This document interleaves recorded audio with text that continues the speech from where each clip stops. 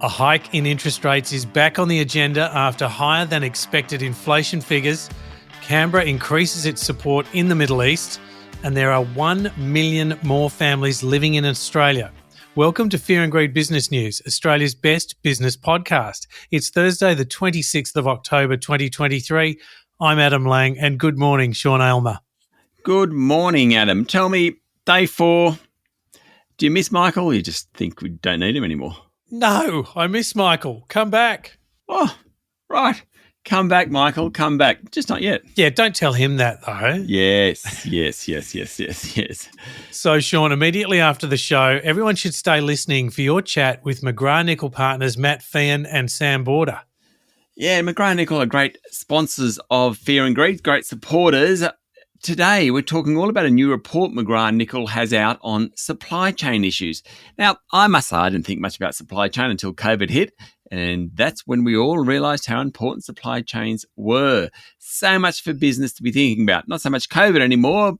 Cyber attacks, that's the big one. Counterparty risk, who you're doing deals with and who the other people on the other side of a transaction are. Really fascinating chat with Matt and Sam. Sean, supply chain has a material impact on inflation, and that brings us to the main story this morning. Nice. Thank you. The honeymoon for the new Reserve Bank Governor, Michelle Bullock, may be very short-lived, at least in the public's mind, after inflation figures were released yesterday and they were higher than expected. It means the new governor may be forced into a 13th interest rate rise. Inflation unexpectedly accelerated to 1.2% for the 3 months to September as petrol prices and rents surged. The headline number was stronger than market expectations of a 1.1% rise. It means annual inflation is at 5.4%, still well above the Reserve Bank's target of 2 to 3%. Bullock on Tuesday night said she'd have no hesitation in lifting rates if the inflation outlook wasn't as sanguine as she had hoped. More or less, if inflation was picking up, not good news for rates. Perhaps of more concern from yesterday's figures is that measures of underlying inflation were also stronger than expected. Trimmed mean inflation, which takes out volatile prices, was 1.2% in the 3 months to September, well above the Reserve Bank's forecast of 0.9%. In response to yesterday's figures, quite a few economists are now tipping a rate rise on Melbourne Cup Day. That's 7 November. In fact, the chief economists of ANZ, Commonwealth Bank and National Australia Bank all think we're in for another rate rise. Bond markets have priced in a 65% chance of a hike ahead of the inflations yesterday. That number was something under 40%. So, Sean, there's always some key drivers to the price rises. I'm guessing petrol was one of them. What were the other ones? Yeah, so you're right. Petrol prices, definitely. Rents, that was another really big one, up around 8% over the year. Insurance, electricity, education, bread and cheese, believe it or not, all items where prices spiked over the past year. Services prices rose by 1% over the September quarter and are 5.8% higher over the year, only down slightly from a peak of 6.3% year on year in the previous quarter. The Reserve Bank's concern has been that services inflation will prove to be sticky and non-transitory, just won't be able to get it down. And yesterday's data gives some weight to that argument. In some areas, prices did fall. There were lower fresh food prices, with fruit and veggies down 6% compared to a year ago. That was all about a warmer winter, improved supply conditions. Meat prices were up only 2% year on year. Clothing and footwear prices were down just a touch. And the cost of major household appliances and furniture have fallen. Bottom line in all this, anyone predicting a rate rise next month on the 7th of November would have been buoyed by the data yesterday. The rest of us, not so sure we're happy about the fact that inflation still is too high. Sean, I fear you're right. And as you talked about all those key measures that have gone up, it doesn't feel like any of them are coming down in a hurry. No, that's particularly the services inflation. It is definitely proving sticky. Yeah. So look, amongst all of that, how did the local markets perform yesterday? A bit of a funny day. The S&P ASX 200 ended flat at 6,854 points, although it's pretty topsy-turvy. Ahead of the inflation report, shares shot up. They're up about 0.4%. Then they tumbled to be down about the same amount after the inflation reading. The cash rate sensitive real estate and consumer sectors were among the worst hit, while the material stocks were sort of the best performing. All the big miners, for example, did pretty well. By the end of the day, it turned out about flat. So, Sean, as we look towards today's markets, what's been driving them in international markets? Well, on Wall Street, a number of companies have reported third quarter earnings. Later in the show, I'll tell you about Microsoft and Alphabet, two of the more interesting ones. It's early, but generally things look fairly solid. In China, President Xi Jinping stepped up support of the economy, issuing sovereign debt that helped push up commodity prices, including iron ore. Hence, the big miners did pretty well yesterday. Oil prices have fallen somewhat as hopes rise that the Israel-Hamas war will remain contained for the time being. We don't often talk about sugar prices, Adam, but they are well worth a mention this morning. Raw sugar futures, something we love to keep an eye on here at Fear and Greed, raw sugar futures, 12-year high. Now, essentially, when oil prices rise, there's more demand for sugarcane to produce biofuels instead of raw sugar. Hence, supply goes down, price goes up. There you go. We've also been watching Bitcoin a bit in the past couple of weeks, and at one point over the past 24 hours, it went beyond $35,000 a unit. That's the first time it's done that since April 2022. It's come off a bit, but still double the value of what it was late last year. And the Aussie dollar benefited from those CPI numbers yesterday. It's trading just under 64 US cents. The theory there is that if local interest rates rise, then the Aussie dollar becomes more attractive, at least in the short term. And Sean, you might be keeping an eye on some international currency exchange rates. Always, Adam. Never know when the next holiday is coming. Have you got one coming up, Adam? Is that why you're asking? Oh, only Christmas, but I know you always like to look ahead and maybe buy a little bit of currency if you're travelling in the near future. I do tend to, yeah. But we made the big mistake on our last holiday of not booking our next holiday whilst on the holiday. So we always book our next holiday whilst on a holiday. Otherwise, you get home and suddenly a few years have passed and you haven't been anywhere. And when you do book it, I start putting money away. You are right. But this time we just didn't do that. Well, Sean, I'm pleased. We've got you for longer. Now, we'll be back in a moment with the rest of the day's business news.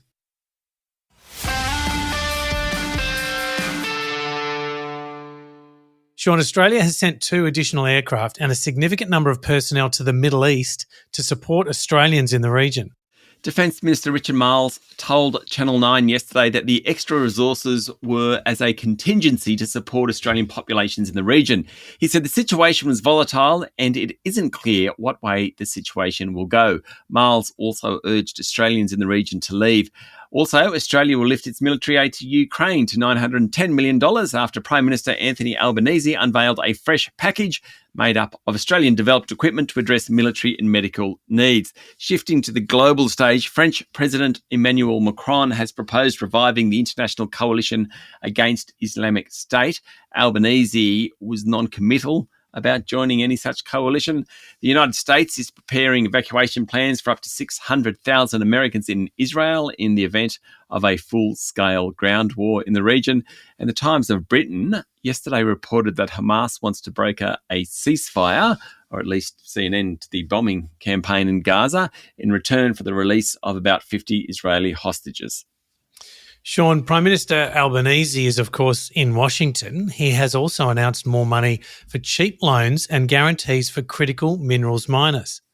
Yes, $2 billion more. Critical minerals are the commodities essential in the transition to cleaner technology. Think copper, lithium, nickel, cobalt, rare earths are in there. Albanese announced that the government will double the amount available under the Critical Minerals Facility to $4 billion. It's money to help projects get off the ground that are struggling to attract bank finance. It should create jobs across clean energy, manufacturing and defence supply chains.